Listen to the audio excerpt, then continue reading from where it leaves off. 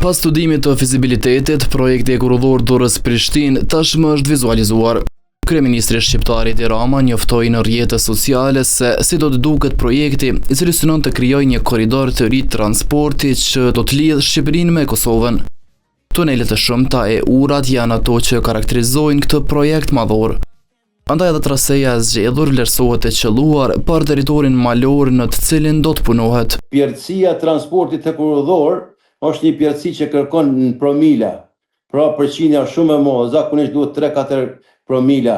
Traseja që është zgjedhur është në për disa territorë të cilat janë shumë pak të shfrytzuar dhe nështë është një rast ideal që edhe ata të zhvillohen nesër mas nesër ekonomikisht.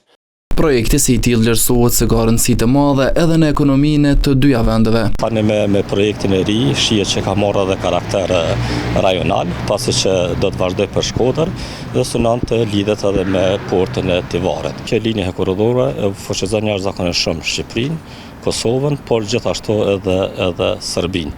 Për arsye sepse mandej vazhdon linja në për korridorën e Serbisë. Por përfituesa numër 1 do të jetë Shqipëria.